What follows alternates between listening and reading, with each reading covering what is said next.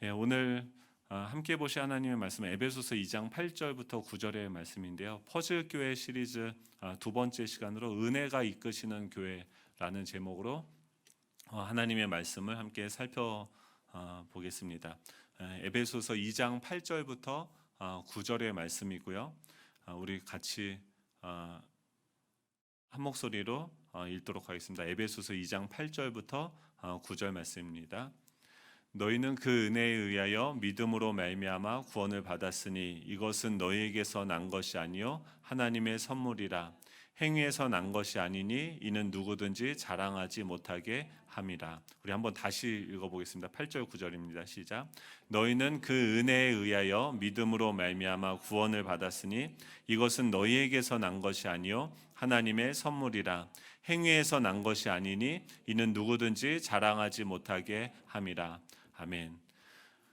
어떤 집사님이 그 남편하고 남편이 맨날 술만 드시고 막 속을 썩이니까 너무 화가 나가지고 한번 대판 싸운 다음에 마침 그날 교회에 부흥회가 있었습니다. 그래서 정말 이 남편하고 내가 계속 살아야 돼 말아야 돼 고민을 하다가 부흥회를 갔는데 거기서 너무나도 엄청난 그 은혜를 경험한 거예요. 그래서 집에 오는데 표정이 달라졌어요. 남편이 정말 자기가 실수한 게 있으니까 미안해서 얼굴이 정말 구겨지고 쫄아 있었는데 아내를 보니까 얼굴이 해같이 빛나는 거예요. 그래서 아내한테 조심스럽게 물어봤습니다. 가서 은혜 받고 왔냐고 그랬더니 아내가 내가 오늘 부흥회 가서 너무 은혜를 받았다고.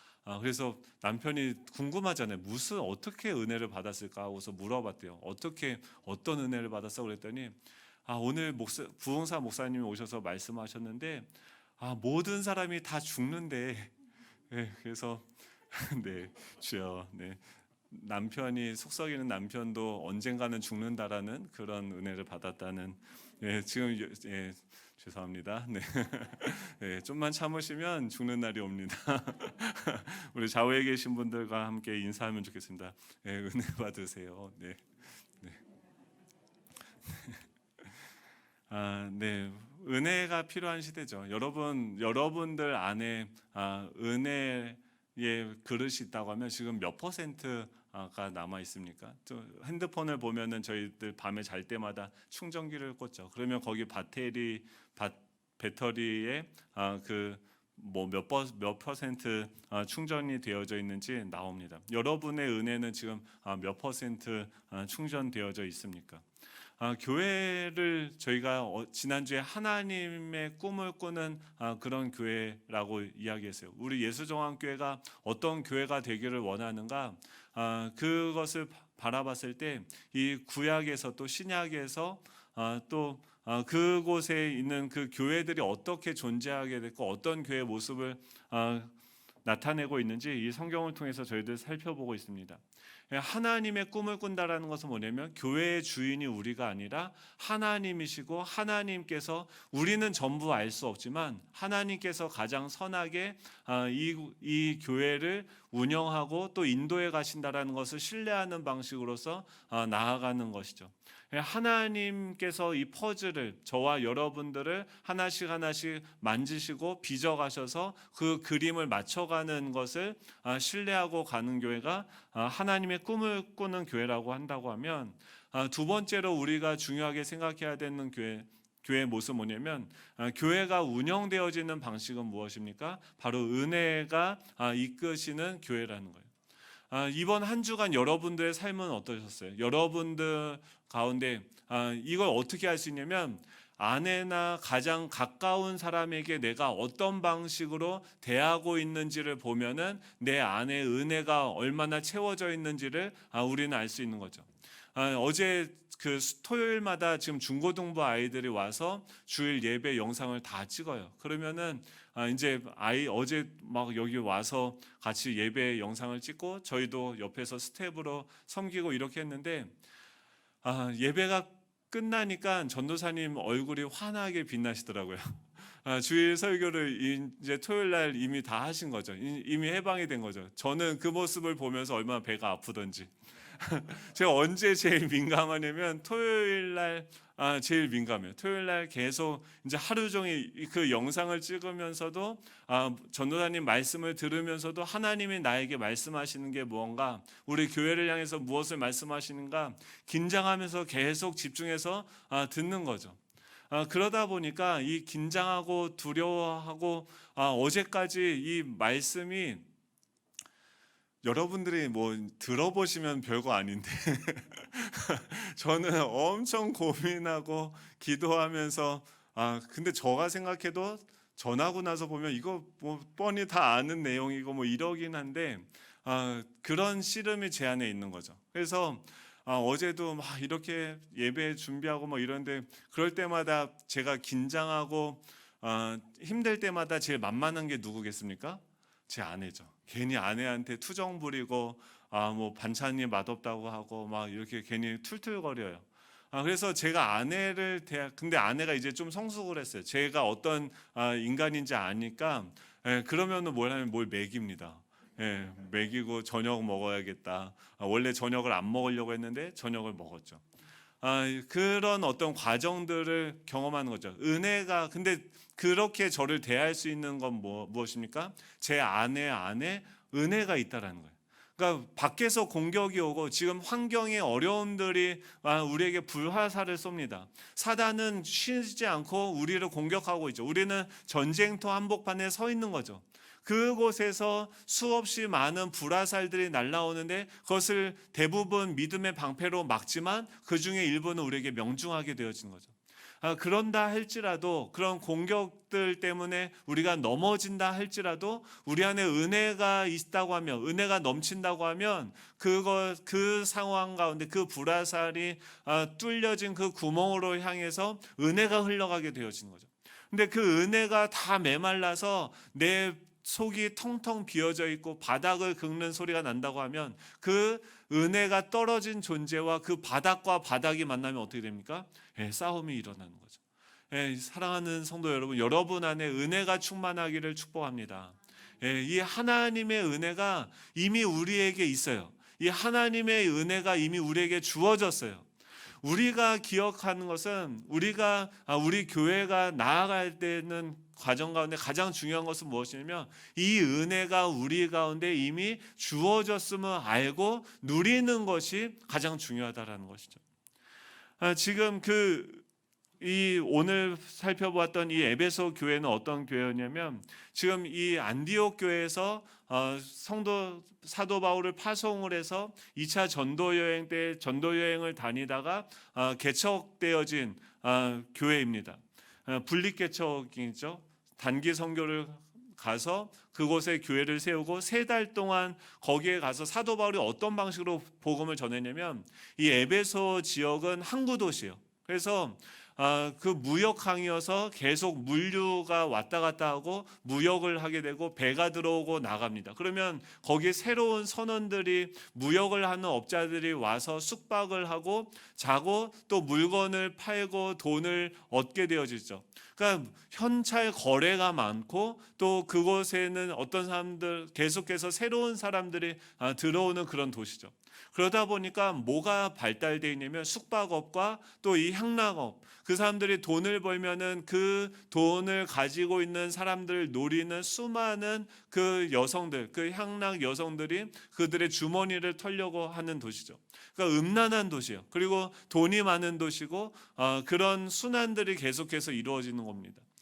근데 그것도 이 바다로 나아가죠. 그 당시에는 이 배를 타고 물건을 팔고 바다로 또 나아가야 되는데 바다 하면 어떻습니까? 지금은 비행기 타면 안전하고 배를 타면 안전하지만 그 당시에 이 바다로 나간다라는 것은 목숨을 담보로 하고 나아가야 되는 것이죠. 그렇기 때문에 이 에베소 지역에 있는 주민들이 돈을 버는 그 주 수입원이 무엇이었냐면 이런 향락사업, 숙박업, 또 하나는 뭐냐면 종교 사업이었어요.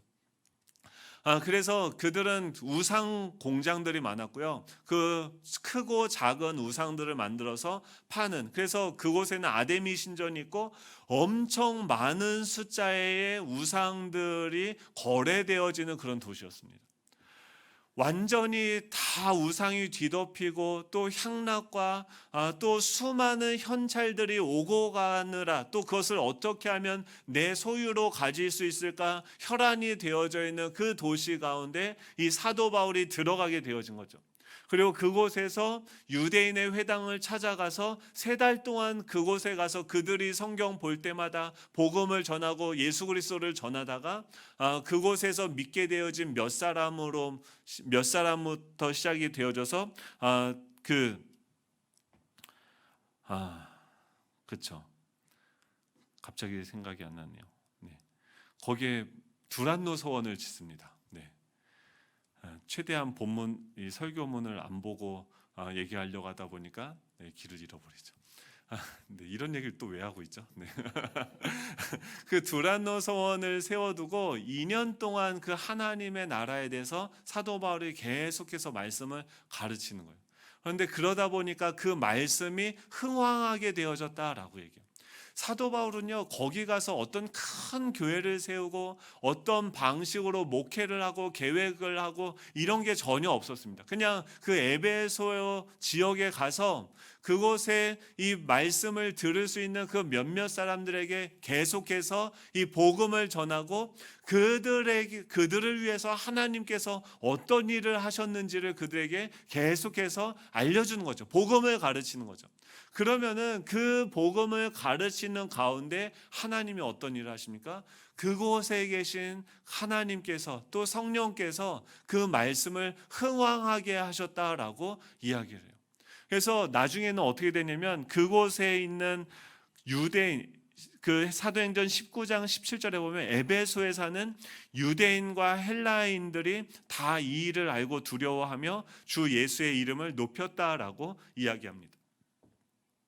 여러분, 이게 얼마나 놀라운 거냐면 거기에 유대인들이 있고 헬라인들이 있는데 이 사람들은 둘이 같이 있을 수가 없는 사람들. 유대인들은요, 헬라인들, 이방인들하고 식탁 교제 같이 밥도 먹지 않습니다.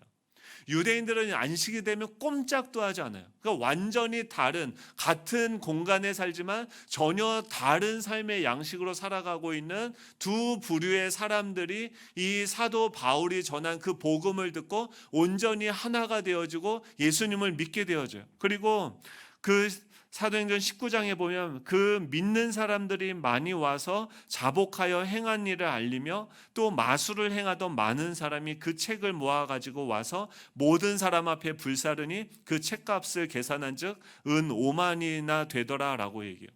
그 사람들이 팔던 그 마법 책들 또 종교 서적들 우상들을 다 가지고 와서 거기서 불태우는 그런 부흥의 역사가 나타나게 되어졌다는 거예요. 그때 그렇게 해서 정말 음란하고 돈이 많고 사람들이 정말 돈에만 눈이 멀어 있는 우상만 섬기는 그런 도시에 하나님의 은혜로 교회가 세워진 거죠. 근데 지금 이 에베소서를 쓰던 그 시기에는 어떻습니까? 이 사도 바울은 감옥에 있어요. 여러분, 감옥에 갇혀 있으면 은혜가 충만할까요? 바닥일까요? 네, 바닥이어야겠죠. 네, 바닥이어야 되는 그 상황과 또 에베소 교회는 어떤 일이 일어나냐면 유대인들과 헬라인들이 그때 은혜가 충만해졌을 때는 좋았는데 다 모든 게 다 이뻐 보였는데 은혜가 떨어지고 바닥이 되니까 달그닥 거리는 거예요. 내 안에서도 뭔가 부딪히는 거예요. 근데 저 사람도 달그닥 거리끼더니 너는 왜 순대를 먹어? 너는 왜 이렇게 살아? 너는 왜 이렇게 하면서 서로를 정죄하고 싸우게 되고 교회에 어떤 분열이 일어나게 되어진 거예요. 지금 이 은혜가 바닥을 드러내는 그 상황과 이 사도 바울의 은혜가 바닥을 나타낼 수밖에 없는 그런 상황이 만나게 되어져요. 그런데 그 은혜가 바닥인 상황과 상황이 만나는데 어떻게 됩니까? 싸움이 일어나는 것이 아니라 갑자기 이 사도 바울의 상황 속에서 새로운 말씀이, 새로운 편지가, 새로운 계시가 임하게 되어지고 그것이 다시 에베소로 이 사도 바울을 통해서 은혜가 흘러가고 회복되어지는 거예요. 그 사도 바울의 은혜가 얼마나 컸냐면 지금 그 에베소뿐만이 아니라 모든 그 당시에 세워져, 이거는 회람서신이에요. 그 교회만 보라고 하는 것이 아니라 그 교회뿐만이 아니라 지금 우리도 이 교회가 무엇인지에 대해서 살펴보려고 하면 이 에베소서를 보게 되어지는데, 이 그 은혜가 얼마나 컸으면은 지금 우리에게까지도 들려지는, 우리 안에 있는 그 은혜가 바닥난 상황까지도 다시 회복하게 되어지는 그런 능력이 이 사도 바울을 통해서 흘러나오게 되어진 거죠. 이 교회는요, 은혜가 있어야 돼요. 저와 여러분들 안에 뭐가 있어야 됩니까? 은혜가 있어야 돼요. 은혜가 충만해져야 돼요. 상황이 중요한 게 아닙니다. 그 상황을 뛰어넘는 그 은혜가 저와 여러분들에게 이미 있는 줄 믿으시기 바랍니다. 그렇다고 하면 이 은혜가 도대체 뭐길래, 은혜가 넘치면 다 모든 게 좋고 물 흐르듯처럼 흘러가고, 은혜가 마르면 바짝 말라서 별 상황도 아닌데 배가 아프고 달그닥거리고 괜히 남을 정죄하고 쏘게 되어지는 것일까요? 이 사도 바울은요, 이 은혜를 굉장히 중요하게 생각을 했습니다. 그래서 인사할 때마다 뭘 얘기했냐면, 하나님 우리 아버지와 주 예수 그리스도로부터 은혜와 평강이 너에게 있을지어다라고 이야기했어요. 인사할 때마다 뭐라고 인사했냐면, 당신에게 은혜와 평강이 있기를 축복합니다라고 인사했다라는 거예요. 그럼 교회에 있어야 되는 게 뭐예요? 은혜와 이 은혜로 말미암은 그 평강이 있어야 되는 거죠. 예수 정황교회가 그 은혜와 평강이 있는 교회인 줄로 믿습니다. 은혜는 무엇입니까? 은혜는요, 원어적으로 보면, 그 단어 자체로 보면 호의를 베풀다라는 뜻이에요. 구약에서 보면은 이 호의, 친절을 베풀다, 자비를 베풀다, 불쌍히 여기다라는 것이 원어적으로 이 은혜라는 뜻이고요. 신약에서는 헬라어로는 카리스라는 단어였어요. 그래서 호의, 친절, 그래서 오늘 본문에서도 뭐라고요? 은혜는 하나님의 선물이다라고 얘기해요. 받을 만한 자격이 없는 자에게 무조건적으로 주어지는 하나님의 선물이 은혜다라는 거예요. 이 은혜가 되기 위해서는 이 은혜의 개념을 우리가 정확하게 이해해야 되는데, 이것은 무엇입니까? 선물이라는 거예요. 선물은 어떤 것입니까? 여러분 이번 주에 송편 맛있으셨죠? 네, 송편 받을 때 어떠셨어요? 기분이 좋으셨어요? 안 좋으셨어요? 송편 먹으니까 기분이 막 들어하면서 막 저 목사는 분명 어떤 의도가 있어서 송편을 나한테 송편에 독이 들은 건 아니야 막 이러면서 송편 드신 분은 없으시죠? 저희가 이틀 동안 송편을 나누면서 돌아다녔는데, 그걸 가면서 계속 저희가 했던 얘기가 있어요. 뭐냐면 너무 기쁘다는 거예요. 그러니까 이게, 근데 만약에 이렇게 가다 보니까 어떤 집사님이 그래요. 목사님이 이제 연말도 됐고 이제 성도님들 도망갈까 봐 뭐 이런 송편을 바치는 거 아니냐. 그 얘기를 들어보니까 그런 마음이 없진 않겠죠. 이게 그러니까 솔직하게 저도 모르게 무의식 중에 성도님들한테 뭔가 잘 보이고 싶은, 또 우리 교회를 유지하고 싶은 마음에 움직이게 된 동기가 어떻게 없겠습니까? 저도 그때까지는 그런 생각이 없다가 그 생각을 해보니까 내 안에 무의식적으로 그런 불안한 마음이 있고, 또 그렇기 때문에 내가 뭔가를 생각해내고 이런 움직임들이 나타날 수도 있겠다라는 생각이 들지만, 이게 그러면 그것 때문에 내 두려움에 반응해서 작동한다고 하면 이것은 은혜입니까? 아니면 행위입니까? 행위예요. 내가 이것을 함으로 말미암아서, 여러분 근데 그 생각이 오래 가지 않았어요. 왜냐면은 한번 정신을 차려놓고 생각해요. 송편 그 몇 점 때문에 교회를 다니고 안 다니고를 결정하고, 송편 몇 점 때문에 우리가 막 이 좋은 관계가 계속되고 끊어지고 이런 게 아니지 않습니까?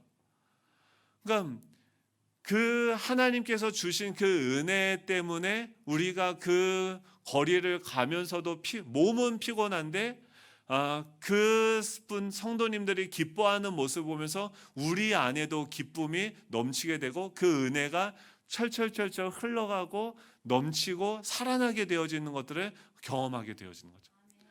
이 말은 뭐냐면, 이 하나님께서 우리에게 선물로 주신 것을 우리가 받아서 그것을 전달해야지 은혜가 흘러가는 것이지, 우리가 이런 교회가 돼야겠다, 이렇게 목회를 해야겠다, 에베소에 이런 교회를 세울 것이다 하면서 내가 계획하고 내 힘과 내 방법과 내 지혜로 무언가를 한다고 하면 하나님은 없고 우리 안에 있는 그 지혜와 열심으로 일하기 때문에 우리는 어떻게 해요? 계속해서 내 에너지가 고갈이 되어지겠죠.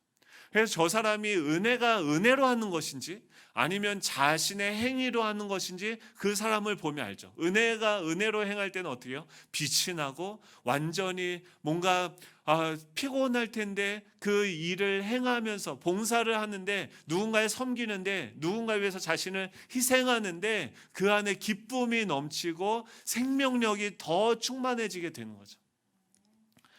이 은혜는 무엇이냐면 이 선물이라는 거예요. 하나님이 우리에게 주신 선물이 있다는 거예요. 여러분, 은혜에 있다. 지금 내 안에 은혜가 넘친다. 반대로 내가 은혜가 바닥났다라고 한다고 하면 뭐의 유무를 이야기하는 거예요? 우리가 하나님께 받은 선물이 있는지 없는지를 기억하고 있는지 기억하지 못하는지에 따라서 그것이 결정이 되어지는 거죠. 사랑하는 성도 여러분들 안에, 우리 안에 이미 하나님의 은혜가 있습니다. 그것을 믿으셔야 돼요. 하나님께서 우리에게 호의를 베푸셨어요. 그 결과로 말미암아서 우리가 받게 되어진 그 선물이 많이 있다는 거예요. 그 선물이 무엇인지를 정확하게 아는 교회가 뭐예요? 은혜가 이끄는 교회예요. 여러분 뭘 받으셨습니까? 하나님이 여러분들에게 뭘 주셔서, 저는 송편 드렸는데 제가 할 수 있는 건 그 정도예요. 근데 하나님께서는 그 정도가 아니죠. 하나님께서 무엇을 주셨습니까? 은혜가 떨어졌을 때 우리가 그 은혜를 회복하는 방법이 있죠. 은혜를 회복하는 첫 번째 프로세스가 뭐냐면 그리스도 안에 속하기 전에 내가 누구인지를 생각해 보라는 거예요. 지금 이 에베소 교회에 문제가 생겼어요. 은혜가 바닥이 났어요. 그런데 이 사도 바울이 그들에게 편지를 쓰면서 자기는 뭐하냐면 감옥 안에서 이 에베소서 1장에서는 뭘 하냐면 1장 3절부터 11절, 13절, 14절까지 이 성부 하나님, 성자 예수님, 성령 하나님을 찬양해요. 그 하나님이 나를 창세전부터 택정하여 주셨고 예수 그리스도가 십자가에 죽으심으로 나를 구속하셨고 성령께서 지금 나와 함께 교통하고 계시다라는 것을 이 사도 바울이 그 안에서 한 번 그 마침표도 없이 계속 쉬지 않고 이야기하면서 찬송하리로다, 그 하나님을 찬송하리로다 라고 이야기해요. 그러면 그 말은 뭐냐면 하나님이 자신을 위해서 과거에 어떤 일을 하셨고 어떤 일을 하셨습니까? 창세 전에는 우리를 선택해 주셨어요.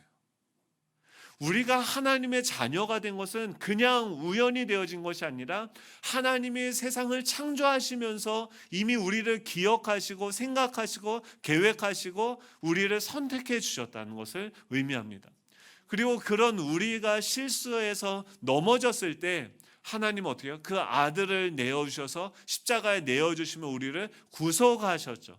그리고 성령께서는 어떻게 해요? 그런 우리와 함께 지금 함께 동행하면서 우리로 하여금 우리 안에 그 조명하셔서 이 보이지 않는 그 예수 그리스도를 끊임없이 생각나게 하고 보게 하고 그리스도를 따라가도록 그 일을 지금 하고 계시는 거죠. 그 결과로 말미암아 이 사도 바울 안에는 그 은혜, 이 선물이 뭐예요? 성부, 성자, 성령 하나님 자신을 우리에게 주신 거죠.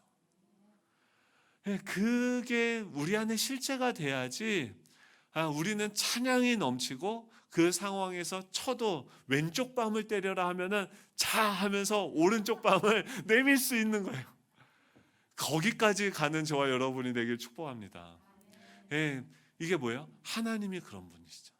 자신의 아들을 찔러 죽였는데 그들에게 그 자신의 아들을 찔러 죽인 자들을 입양해서 자신의 자녀로 삼으시는 것이 왼쪽 뺨을 때리니까 오른쪽 뺨을 내미시는 거죠.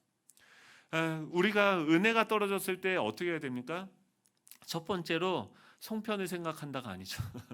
예, 첫 번째로 뭐예요? 내가 예전에 은혜 받지 않았을 때 내가 어떤 존재인지를 다시 기억해야 돼요. 여러분, 우리는 지금 모습이 전 그렇게 생각을 해요. 그러니까 지금 제가 지금도 여전히 연약하고 넘어져요. 또 실수하고 또 실망스러운 행동을 보여요. 근데 그래서 그런 내 스스로를 바라보면서 실망하고 낙심할 때마다 제가 다시금 생각하는 지점이 있어요. 그게 뭐냐면 그래도 예전보다 낫다. 그래도 예수님 믿지 않을 때보다는 지금 생각해 보면 훨씬 나아요. 그리고 아내를 보던가 자녀들을 보던가, 자녀들을 보면서 뚜껑이 우리는 하루에 3번씩 열리지 않습니까?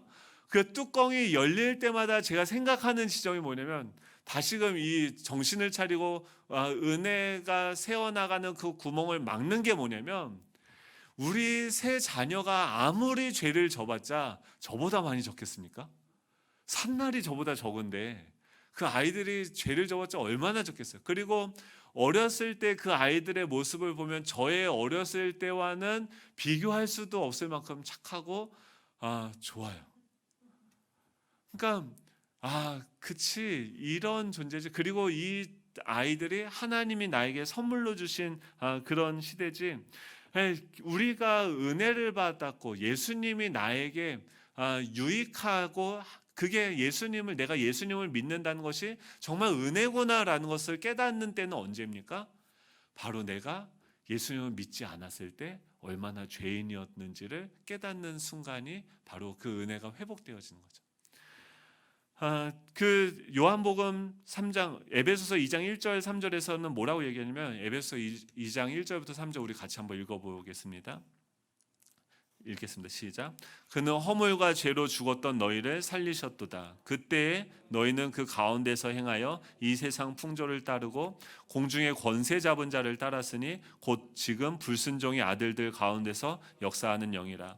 전에는 우리도 다 그 가운데서 우리 육체의 욕심을 따라 지내며 육체와 마음에 원하는 것을 하여 다른 이들과 같이 본질상 진노의 자녀이었더니. 예전에 우리의 모습을, 그러니까 사도 바울이 그 에베소 은혜가 바닥난 교회에게 지금 편지를 쓰는데 첫머리 지금 그곳에 계신 하나님께 찬양과 경배를, 영광을 올려드리고 나서 그들에게 처음 하는 내용이 뭐냐면 에베소서 2장 1절부터 10절의 말씀이에요. 너희들 기억해라. 예전에 그는 허물과 죄로 죽었던 너희를 살리셨도다라고 이야기해요. 그 말은 뭐냐면 우리가 예수님을 믿기 전에, 예전에 어떤 상황이었습니까? 영적으로 죽어 있었던 존재였어요. 그때는 3절에 보면 전에는 본질상 진노의 자녀였었다라고 얘기해요. 예전에는 우리 아버지가 누구였냐면 이 사망이었고 죄였고 이 사단의 권세가 우리의 아비 노릇을 하고 있었다라는 거예요. 죄가 시키는 것을 거절하지 못하고 굴복할 수밖에 없었고, 이 사망이 주는 그 두려움을 받아들여서 계속해서 두려워하고 염려하고 절망하고 쓰러져 있을 수밖에 없는 그런 존재였었다는 거예요. 그런 존재였었기 때문에, 진노의 자녀였기 때문에 요한복음 3장 36절에 보면 아들을 믿는 자에게는 영생이 있고 아들에게 순종하지 아니하는 자는 영생을 보지 못하고 도리어 하나님의 진노가 그 위에 머물러 있느니라 라고 얘기해요. 과거에 우리는 어떤 존재였냐면 이 하나님과 원수되어 있는 그 진노의 자녀였었기 때문에 사단이 우리 아버지였어요. 그렇기 때문에 우리는 어떤 상태였냐면 하나님의 진노가 우리 위에 머물러 있었어요. 하나님과 불화한 상태였어요. 그렇기 때문에 이걸 이사야서에는 뭐라고 설명하냐면, 이사야서 59장 2절에 보면 너희 죄악이 너희와 너희 하나님 사이를 갈라놓았고 너희 죄가 그의 얼굴을 가리어서 너희에게 듣지 않으시게 함이니라 라고 얘기해요. 예전에 우리 진노의 자녀였고 그 진노의 자녀였었다라는 것은 무엇이냐면, 하나님의 얼굴이 우리를 향하지 않고 하나님의 얼굴이 이렇게 죄로 인해서 가리워져 있었다는 거예요. 하나님을 보면요, 하나님이 우리를 쳐다보는 게 아니라 딴 데 쳐다보고 계세요. 근데 기도해도 뭘 해도 하나님은 우리를 들으시지 않는 상태였어요. 그러니까 이 하나님과 은혜는 무엇입니까? 민수기 6장 24절에 보면 하나님의 얼굴이 우리에게 비추어지는 상태죠. 나 외에 다른 신을 내게 두지 말라는 건 뭐야? 그 하나님의 얼굴이 우리를 비춰보고 우리를 향하고 우리와 그 사랑의 관계로 하나님이 우리를 신뢰하고 사랑하는 그 관계의 상태가 뭐냐면 은혜의 관계예요. 하나님이 자신을 우리에게 주신 거예요. 하나님이 우리의 아버지가 되어주신 거예요. 근데 그 하나님과 불화되어져 있는 상태가 예전에 우리의 모습이었다는 거예요. 그리스도 밖에 있을 때 우리의 상황이었고 예수님을 믿기 전에 우리의 상황이었다는 거예요.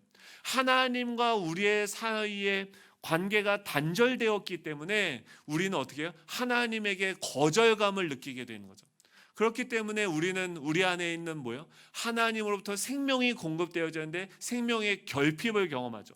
이 하나님으로부터 인정, 사랑이 우리에게 흘러와야 되는데 인정의 결핍, 사랑의 결핍을 경험하고 있기 때문에 모든 것이 더 이상 아무것도 공급되어지지 않는 그 상황에 있었기 때문에 우리는 어떻게 해요? 그 비어져 있는 그릇을 다른 어떤 것으로 채우려고 그렇게라도 많은 그 치킨들을 희생시킨 거죠. 다른 것들을, 쓰레기 같은 것들을 이걸 먹으면 몸이 안 좋아짐에도 불구하고 먹을 수밖에 없는 거예요. 왜요? 속이 허하고 궁핍하고 먹어도 배만 나오지 피만 탁해지지 아무런 만족이 없는 그런 상태. 그래서 이 먹는 것을 넘어 여자친구를 사귀고 남자친구를 사귀고 또 다른 관계들로 그 문제들을 해결해 보려고 하지만 결국 과도한 의존적인 그 모습으로 말미암아 다른 사람들과 불화를 일으키게 되는 거죠. 그게 뭐냐면 그 상태가 예전에 예수님을 믿지 않았을 우리의 상태예요. 요한복음 1장 요한복음 3장 18절에 보면 그를 믿는 자는 심판을 받지 아니하는 것이요 믿지 아니하는 자는 하나님의 독생자의 이름을 믿지 아니하므로 벌써 심판을 받은 것이니라. 여러분, 예수님 믿지 않는 자들은요 하나님으로부터 그 은혜의 얼굴이 비춰지지 않기 때문에 영적으로 죽어 있고 그들은 이미 심판을 받은 상황. 그들의 아비는 뭐냐면 진노의 그 사단의 세력이고 그 죄의 권세고 사망의 권세가 그들의 아비예요. 그 밑에서 신음하면서 종노릇하고 살아가고 있는 거예요. 우리가 그 상황에서 바로의 지배를 받고 있던 상황에서 벗어나서 새롭게 이제는 누구예요? 하나님의 자녀로 새롭게 입양이 되어진 거예요. 새로운 가족이 되어진 거예요. 새로운 그 부모 밑에 들어가게 되어진 거죠. 그 예전에 진노의 자녀였던 내가 죽고 하나님의 자녀로 다시 태어나게 된 거죠. 그 일이 저와 여러분들 가운데 이미 이루어졌다는 거예요. 새로운 존재가 됐다는 거예요. 이제 우리 부모님은요 하나님 아버지예요. 더 이상 생명이 우리에게 왕노릇하는 거예요. 영원한 생명이 우리에게 있어요. 은혜가 떨어졌을 때 뭘 기억하셔야 됩니까? 내가 이 하나님께 은혜를 받기 전에 예전에 정말 하나님을 알지 못해서 궁핍하고 그 세상에 뒹굴르면서 헛된 것들로 내 스스로를 만족시키려고 했으나 끝까지 만족시키지 못했던 그때 상황을 기억하라는 거예요. 사도 바울이 처음 그 에베소에 갔을 때 그들이 살던 그 궁핍했던 상황들을 너희들 내가 처음 가서 전도했을 때 너네 모습이 어땠어? 그때 생각해봐 라는 거예요. 근데 그런 우리를 어떻게 해요? 하나님의 은혜로 우리가 구원을 받은 거예요. 그래서 어떻게 합니까? 자랑할 것이 없어요. 마치 은혜라는 것은 뭐냐면 그 나이아가라 폭포를 향해서 물에 빠져 있는 사람들이 그 폭포의 그 강물에 휩쓸려서 떠내려가는데 구원의 튜브가 던져진 거예요. 이 하나님이 우리가 멸망으로 우리 인생에 달려가고 있어서 어떻게 내가 조금만 더 지나가면 심판을 받고 멸망을 받을 건데, 저 지옥에 떨어질 건데, 내 인생을 어떻게 하면서 두려워하고 지금 그 영혼들은 소리치고 있는 거죠. 지금 안 믿는 사람들을요, 우리가 뭐라고 할 필요가 없어요. 왜 그 사람들이 교회에 대해서 손가락질하고 너희들 정신 똑바로 차려야 돼, 왜 선지자들처럼 이야기합니까? 그들의 유일한 소망이 바로 교회이기 때문에 그래요. 교회가 정신을 차리지 않으면 자신들에게 영원한 소망이 없다라는 것을 그들은 이 본능적으로 알고 있기 때문에 교회에게 손가락질하는 거죠. 우리가 뭐 해야 됩니까? 정신 차리고 우리 안에 그 은혜가 넘쳐서 그 은혜의 튜브를 물에 떠밀려 가고 있는 그 영혼들을 향해서 던져야 되는 거죠. 그들이 그 튜브를 잡고 그 멸망의 길에서 건짐을 받아야 되는 거죠. 그 일을 감당해야 되는 것이 교회인 거죠. 사도 바울은요, 자신이 받은 그 은혜가 무엇인지를 알았기 때문에 지금 자신이 개척해서 세운 그 교회 교인들의 은혜가 바닥이니까 어떻게 해요? 자기에게 있는 그 튜브를 다시 던져주는 거예요. 다시 받은 그 은혜들을 그에게 나눠주는 거예요. 사랑하는 성도 여러분, 이 은혜가, 하나님이 우리를 위해서 행하신 이 은혜가 저와 여러분 가운데 넘치시기를 축복합니다. 그래서 이번 추석 때 또 이번 한 주가 우리 살아가면서 수없이 많은 은혜, 지금 코로나 때문에 다 은혜가 바닥이에요. 어떤 분들은 막 TV를 보다가 너무 이제 공고한 거예요. 계속 뭐 하냐면 TV만 계속 채널만 넘기다가 뭘 보냐면 어떤 연예인 사주를 봐주고 뭐 이런 게 요새 TV에서 막 하나 봐요. 무당이 나와서 역술가가 나와서 그 사주를 봐주고 뭐 이런저런 얘기를 하고 있는데 자기도 모르게 그걸 보고 있다는 거예요. 그러면서 지금 자기 상황이 너무 힘드니까 저기라도 한번 가볼까라는 마음이 들었다는 거예요. 여러분, 지금 많은 분들이 교회를 다니다가 이미 거기 가면요, 옛 주인이에요.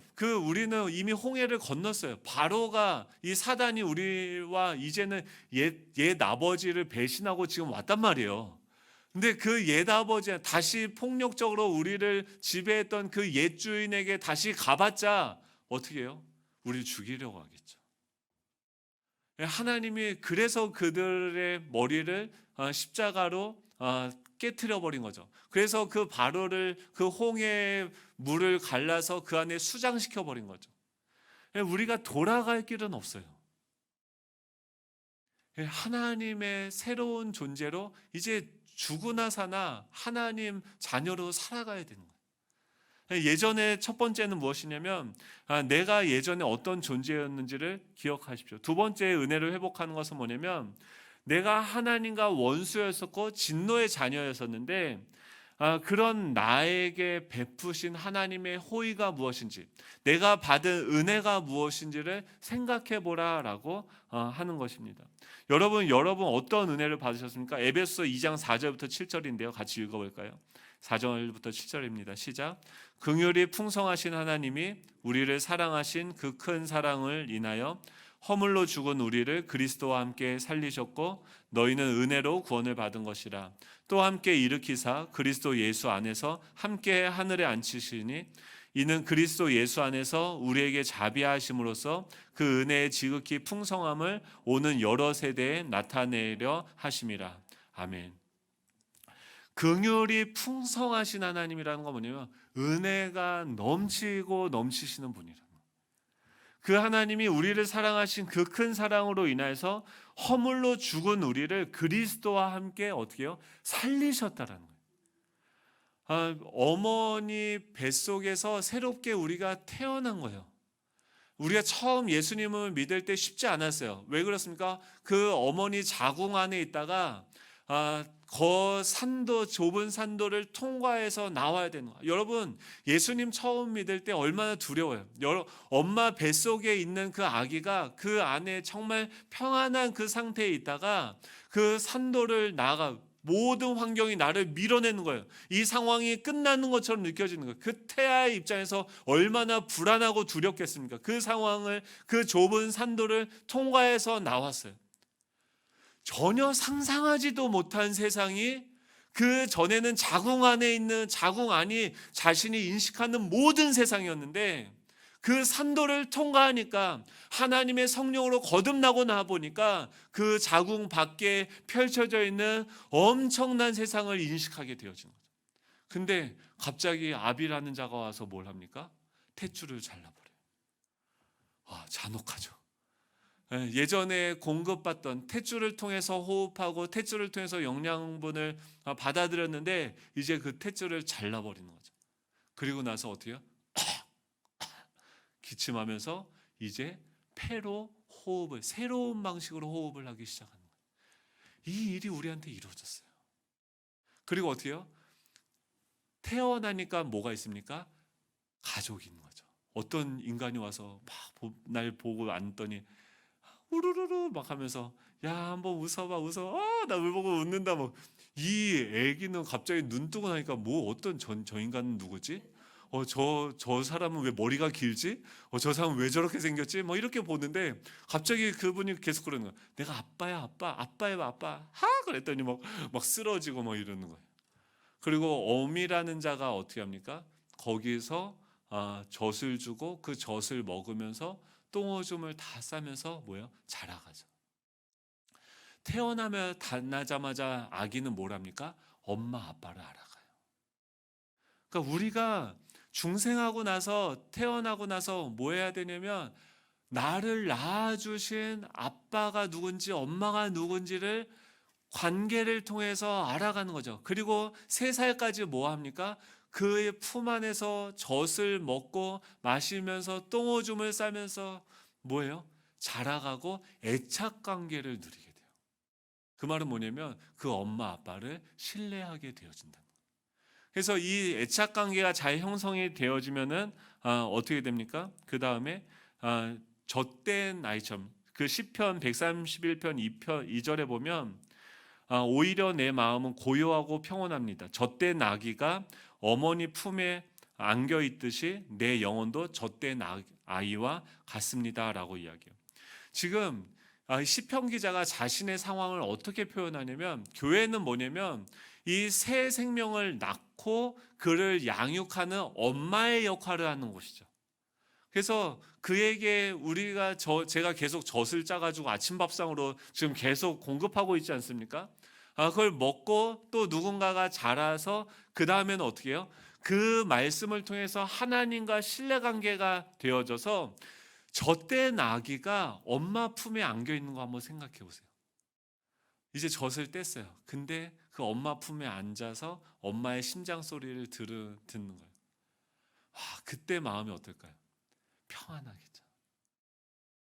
그 상태에 머무르게 되고, 이제 어떻게 합니까? 오늘 큐티 본문에서는 이제 어디까지 자라갔어요? 그렇게 했다가 얘가 좀 자라고 유치원 가고 초등학교 가고 사춘기 되니까 바벨론을 흠모하게 되고, 사춘기를 겪고 나서 바벨론에 또 세상의 포로로 끌려가는 거죠. 근데 오늘 큐티 본문에 보면 하나님이 뭐라고 하냐면, 아무도 너를 돌보아 이 중에 한 가지라도 내게 행하여 너를 불쌍히 여긴 자가 없었는데 이제 내가 내 곁으로 지나면 보니 내가 사랑을 할 만한 때라. 뭐라고 얘기하면, 내가 너 곁으로 지나갈 때 너가 피투성이가 되어 발짓하는 것을 보고 너는 피투성이라도 살아있으라 하면서 그를 들의 풀과 같이 많게 하고 자라게 하고 심히 아름다우며 유방이 뚜렷해지고 머리털이 자랐다라고 얘기해요. 지금 이스라엘이 지금 바벨론의 포로로 끌려가 있는 상황을 지금 하나님의 눈에는 그게 뭘로 보이는 거예요? 사춘기를 지나서 이제 2차 성징이 나타나고 아름다운 여인의 모습으로 여전히 발가벗어서 수치스럽긴 하지만 2차 성징이 나오고 이제 결혼할 홀령기가 되어진 여인으로서 그 이스라엘을 바라보는 거죠. 그러면서 뭐라고 얘기하냐면, 내가 내 곁으로 지나면 보니 내 때가 사랑을 할 만한 때라라고. 어디까지 자라가야 됩니까? 교회는요, 계속 이 엄마의 자궁의 역할도 하고 그 아이의 젖을 주고 또 젖된 아기가 그 품 안에 안겨 있는 것처럼 또 자라서 사춘기를 지나고 또 혼인을 하고 사랑을 할 수 있는 그리스도의 장성한 분량까지 자라가도록 하는 그 역할을, 그 은혜가 머무는 곳이 바로 교회인 거죠. 그렇기 때문에 불신자를 바라볼 때는 뭘로 봐야 돼요?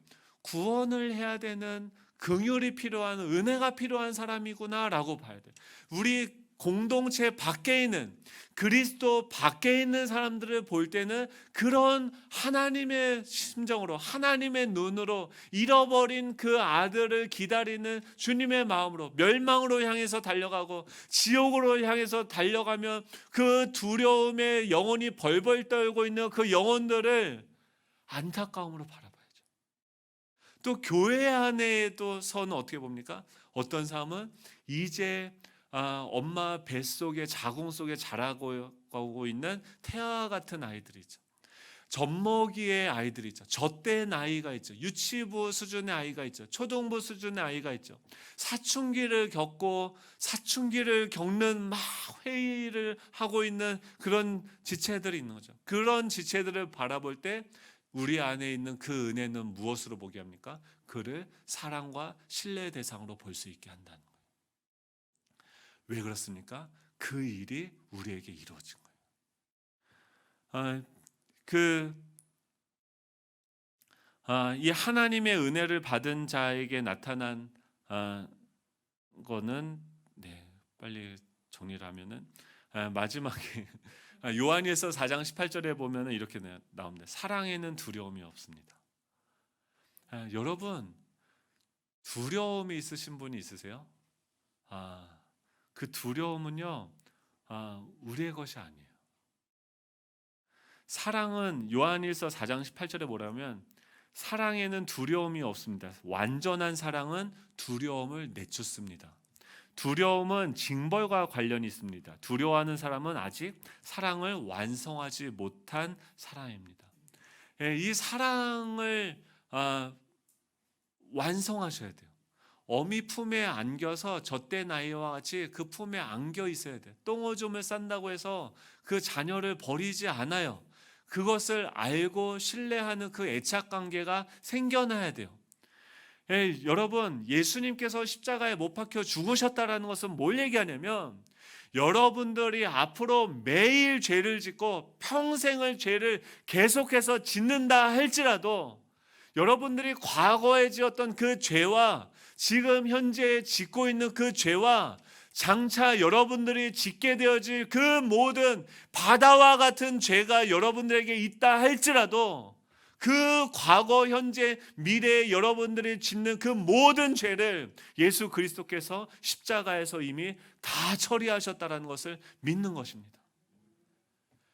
하나님의 그 십자가는 우리의 과거, 현재, 미래의 그 모든 죄를 다 담당하셨어요.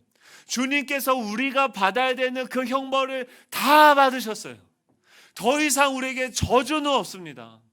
더 이상 우리에게 과거로 다시 하나님이 우리를 버리는 일은 없어요. 그 사랑이 여기에 있는 거예요. 그 사랑을 우리가 이미 받은 것입니다. 그 사랑이 우리에게 이루어졌을 때 우리가 또 죄를 지을 거예요. 또 넘어질 거예요. 또 세속적인 생각을 할 거예요. 그때 우리는 회개해야 돼요. 근데 그 회개는 어떤 회개입니까? 주님, 내가 이런 존재인데 또 이렇게 죄를 짓는 사람인데도 불구하고 나를 사랑하셨군요. 주님, 이 죄도 주님께서 용서해 주셨군요. 우리가 지금 드리는 회개는 뭐냐면, 베드로 보세요. 발냄새 나는데 와서 주님, 내 발 좀 씻겨주세요. 하나님, 이것도 씻겨주실 거죠. 감사합니다. 감사의 회개를 드리는 거예요. 우리에게 이미 그 은혜가 주어진 줄을 믿습니다. 그래서 우리는 어떻게 합니까? 담대하게 하나님 앞에 나아갈 수 있어요. 지성소로 하나님 앞에 나아갈 수 있어요. 하나님 앞에 당당하게 나아갈 수 있어요. 어린아이와 같이 주님께 나아갈 수 있어요.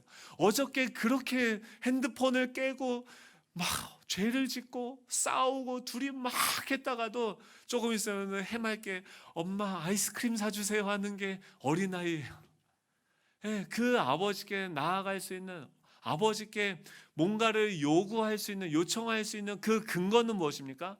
제가 송편을 돌렸기 때문에 하나님께 이런 교회가 되게 해달라고 요청하는 게 아니죠. 하나님이 이곳의 주인이시고 그 은혜가 우리를 다스리기 때문에 우리가 어떠하든지 상관없이 하나님께 그냥 요청드릴 수 있어요. 여러분 힘드십니까? 어려우십니까? 여러분들에게 필요한 결핍들이 있습니까? 하나님께 그냥 나아가서 구하십시오. 두드리십시오. 찾으십시오. 하나님께 요청드리세요. 은혜에 풍성하신 하나님, 긍휼에 풍성하신 하나님이 우리에게 은혜를 주실 줄로 믿습니다. 우리 교회는요, 이 은혜가 끌고 갈 거예요. 은혜가 이끄시는 교회예요. 이미 그 은혜가 우리 가운데 있습니다. 그 은혜를 날마다 누리는 저와 여러분이 되면 좋겠습니다. 은혜가 떨어지면 어떻게 해요? 이미 받은 은혜가 뭔지, 내가 예수님 믿지 않았을 때 어떤 존재였는지, 그런데 그런 나를 하나님께서 어떻게 사랑하셔서 그 풍성한 은혜로 나에게 이 모든 것들을 누리게 하셨는지를 기억하고 누리고 살아갈 수 있는 저와 여러분 되면 좋겠습니다. 우리 찬양할 텐데요. 네, 주 안에 있는 나에게 우리 찬양할 텐데요. 여러분 이미 우리는 어디 있습니까? 주님 안에 있어요. 주님 안에 있으면서 주님 안에 있는 우리에게는요 더 이상 두려움이 없습니다. 더 이상 근심이 없어요. 주님의 그 무한하신 사랑이 우리에게 공급되어지고 있습니다. 우리 다 같이 일어나셔서 이 찬양하고 예배 마치도록 하겠습니다.